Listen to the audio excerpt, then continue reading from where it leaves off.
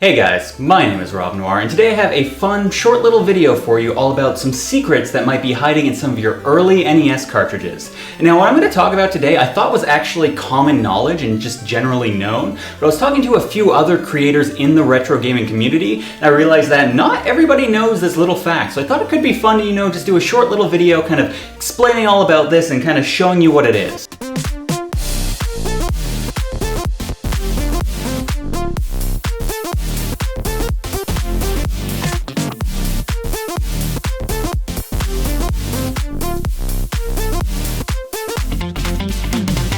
So the NES actually originally released in Japan first, and it was under the name the Famicom, which means family computer, and it was in July of 1983. And because it was such a success in Japan, they obviously wanted to bring it over to North America and other markets. However, the video game crash was still very much on retailers' minds, so everybody was kind of like a little bit, anxious. They weren't sure if they really wanted to carry video games, especially since they would have to buy these consoles and then hopefully sell them. They didn't know what the demand would be like. So what Nintendo did was they actually ran a test market in 1985 in just a few different stores in a few cities to kind of show that yes, there is a lot of demand for this thing. This thing can really sell units. And it was super successful and led to a wide release in 1986. And now the secret hiding in some of these NES cartridges basically applies to the first run, the very early cartridges that came out around the NES's release. It was kind of Nintendo's ingenious way of getting a leg up, kind of getting ahead of the curve in terms of demand for some of these games.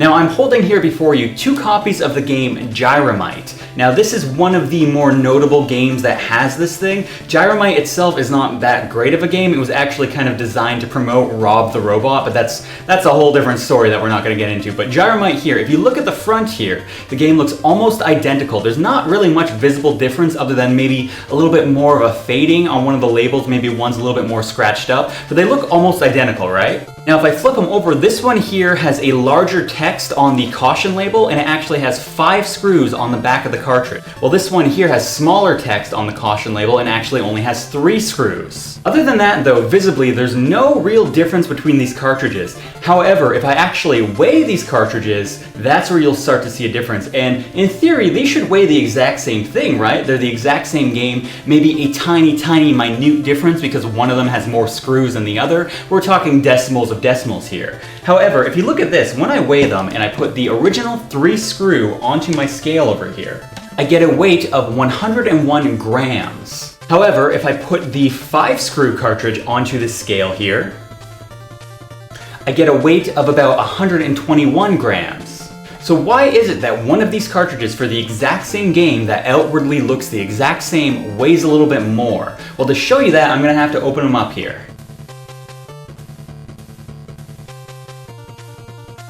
So when I open up the 3 screw game here, this is the one that is lighter. Inside, you'll see this board here. This is a normal NES game. There's nothing special about this. This is the one that weighs lighter. This is normal. This is a later version of Gyromite. However, if I open up this 5 screw one, this is where it gets interesting. This here, this is not a standard NES game. What it actually is a board here, an adapter, and then a larger board. That is because this here is actually a Famicom game. So Nintendo realized that they had a bunch of Famicom games or boards already made leading up to the release of the NES in North America. So since they had a ton of these, they decided to capitalize on that and use them for the NES's release in North America. However, as I'm sure you're aware, NES cartridges and Famicom cartridges, they're not the same size. Here's an NES cartridge, here's a Famicom one. Physically, they're not the same size, and also where they plug into the cartridge slot on either a Famicom or an NES, it's a different size, a completely different size, a different amount of pins that need to connect. So what Nintendo did was they invented this handy little adapter here, and I can actually take both of these out, and all this black box is just a tiny little adapter that will take this game and then output it on the correct number of pins for an NES. So this at the top right here, this is 100% the Famicom version of this game. However, there's literally no difference between the NES and the Famicom version. The only text in the game is like the title screen or menu, which is in English in both versions. So without knowing that this is inside there, you have no way of telling that, yeah, you actually have the Famicom version. It's also worth noting that if I remove the Famicom board from this adapter, I can put it into a console that can play Famicom games and it'll play it just fine, just like it'll play the original NES one. So this was just a genius move on Nintendo's part of going, you know, like, hey, we have all these Famicom games, instead of remaking these games for the NES because it's the same thing, why don't we just use this extra supply we have, just make this cheap little adapter, put it into the cartridges, and we're good. Now, unfortunately, even if you do find one of these adapters in your cartridge, it's not gonna work out of the box with an actual Famicom game. If you look here, I have this one here, and unfortunately they made the plastic just a little bit too thick to fit into a Famicom game that actually has its own like cartridge shell. I don't know if this was intentional or if this is the size it had to be, but it will not fit. Now you could take the board out of this Famicom game, but that's a lot of work. I've also seen some people kind of like whittle it down or even melt it down so that this would fit into the cartridge. However, you don't actually have to do that because other companies saw this idea and thought it was a great idea, and they came out with their own cartridge adapter. Now this works the exact same way as the one inside the cartridge. You just stick in the game here at the top.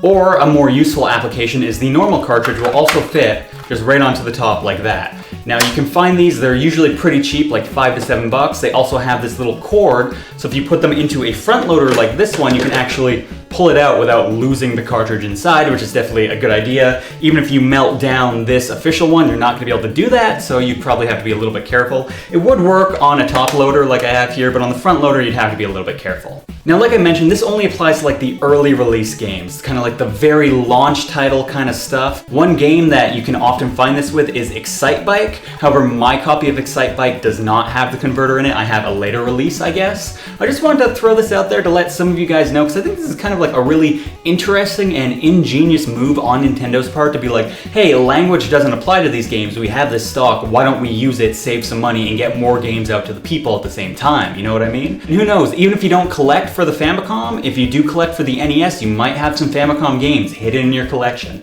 So yeah, guys, that pretty much wraps up the video. I hope you enjoyed. I hope you learned something if you didn't know about this before. If you actually know what other games are affected by this, leave a comment down below and maybe I can make like a list in the description box, because I'm only aware of, off the top of my head, Gyromite and Excitebike, but I'm sure there's many others. I don't know what they are. So I'd love to hear about it, or love to know if you found this out on your own. But yeah, guys, thanks for watching. I hope you enjoyed, and as always, I will see you in the next video.